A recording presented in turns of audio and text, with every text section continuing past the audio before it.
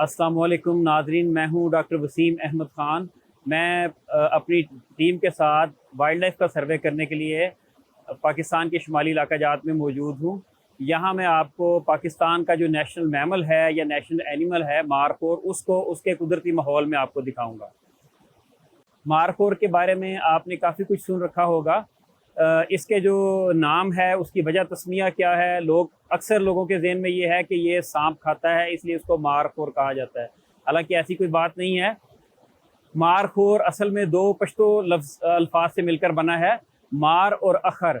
मार का मतलब सांप और अखर का मतलब सींग, यानी कि ऐसा जानवर जिसके सींग सांप की तरह के हों। अगर आप लोग पाकिस्तान के इस नेशनल मैमल और ख़ूबसूरत जानवर को देखना चाहें इसके कुदरती माहौल में, तो जो खैबर पख्तूनख्वा का ज़िला चित्राल है नॉर्थ में, उसके अंदर एक चित्राल गोल नेशनल पार्क है। उस नेशनल पार्क के अंदर आपको ये चंद 100 फुट के फासले पे बासानी नज़र आ जाते हैं। इसी तरह वादी स्वात में कलाम के मुकाम पे कलाम से कुछ आगे इसको देखा जा सकता है। और बलूचिस्तान में चिल्तन हज़ारगंजी नेशनल पार्क में आप चंद 100 मीटर के फासले पे आप इसको बासानी देख सकते हैं। तो अक्सर लोगों के जहनों में अजीब अजीब उसकी तौजीहात हैं, लेकिन असल बात यह है कि मारखोर, जैसा कि आप बैकग्राउंड में देख रहे हैं, कि ये ऐसी चोटियों पर, ऐसी चट्टानों पर पाया जाता है जहाँ पे और कोई जानवर पहुँच नहीं सकता, ना अंगुलेट्स में से, घास खाने वालों में से, और ना ही जो शिकारी जानवर जो जैसे स्नो लेपर्ड है, वुल्फ है या हिमालयन लिंक्स है, इनमें से कोई भी जानवर मुश्किल से इन चट्टानों पे पहुँच सकता है।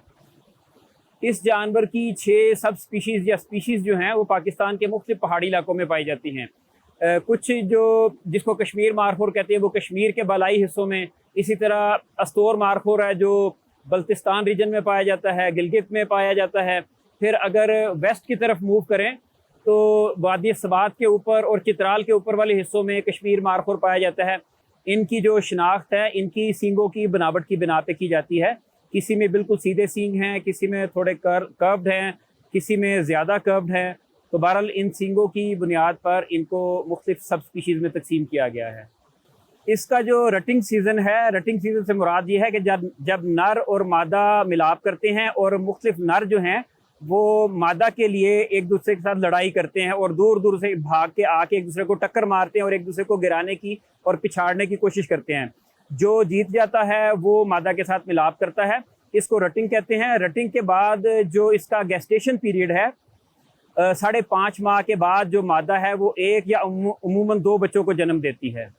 और जो इसकी इकोनॉमिक इम्पोर्टेंस है, पाकिस्तान में जानवर और परिंदे शायद ही कोई ऐसा हो जिसकी इतनी इकोनॉमिक वैल्यू हो कि पाकिस्तान में इसकी जो ट्रॉफी हंटिंग शुरू की गई है, ये अनऑफिशियली तो 1970 की दहाई से शुरू है, लेकिन ऑफिशियली इसको गवर्नमेंट ऑफ पाकिस्तान ने 1995 में लॉन्च किया था। और इससे जो आमदनी हासिल होती है, इसकी जो प्राइस है वो $1 लाख एक जानवर की कीमत ली जाती है। और टोटल मिला के एक साल में 12 ट्रॉफी हंट करवाई जाती हैं। और इस ट्रॉफी के नतीजे में, ट्रॉफी हंटिंग के नतीजे में जो रेवेन्यू जमा होता है उसका 80% लोकल कम्युनिटीज़ को चला जाता है और 20% जो है वो जो मुतलका वाइल्ड लाइफ डिपार्टमेंट हो उसके इस्तेमाल में आता है। ट्रॉफी हंटिंग का जो बेसिक थीम है, कॉन्सेप्ट है, उसके बारे में मैं ब्रीफ कर दूं कि जानवर की मिसाल के तौर पर नेचर में उम्र 12, 13 या 14 साल है। ये मारखोर की उम्र तकरीबन इतनी ही होती है कुदरत में। तो जब कोई जानवर अपनी उम्र की आखिरी हदों को छूने लगता है, यानी कि 13-14 साल का हो जाता है, तो उसने अल्टीमेटली मरना ही होता है। वो बूढ़ा भी हो चुका होता है, कमज़ोर भी हो चुका होता है, वो किसी चट्टान से गिर के मर सकता है, लेपर्ड जो स्नो लेपर्ड उसको चेज कर रहा हो वहाँ पे गिर के मर सकता है। या जब रटिंग सीज़न इनका आता है, रटिंग सीज़न में जो जवान नर होते हैं उनके साथ लड़ाई में ये नीचे गिर के मर सकता है। तो बहरहाल गवर्नमेंट ने ऐसे जो अपनी उम्र को पहुंच चुके होते हैं जानवर, वो पूरे इसकी रीजन में स्पॉट कर लेते हैं।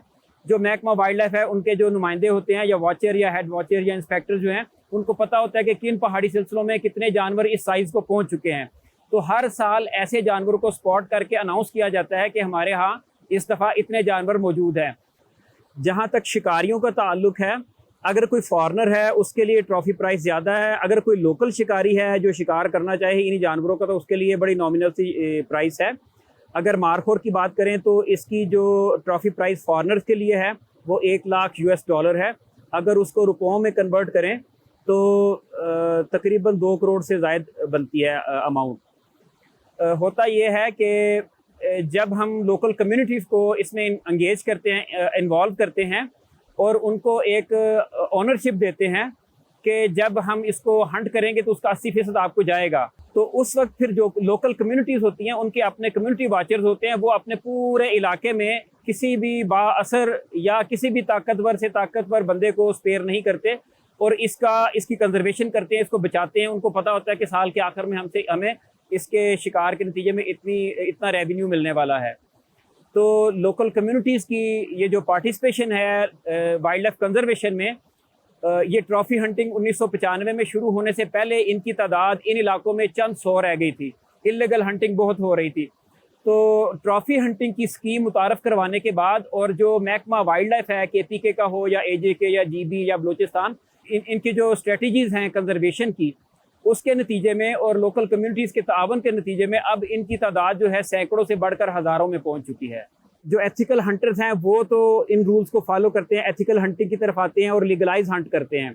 लेकिन ऐसे शिकारी जो इल्लीगल हंटिंग के आदी हैं, उनको ये मशवरा है, तजवीज़ है और गुजारिश है कि 1 लाख रुपए कोई मानी नहीं रखता उनके लिए, जो अपने एक टूर के ऊपर लाखों रुपया खर्च कर देते हैं और इल्लीगल हंट करके आते हैं, वो लीगलाइज तरीके से हंट करें। उनका ज़मीर भी मुतमिन रहेगा, कोई उनको ज़मीर मुलामत नहीं करेगा और वो गिल्टी फील भी नहीं करेंगे कि, और दूसरा उनको सेटिस्फेक्शन भी हो कि उन्होंने लीगलाइज हंट किया है।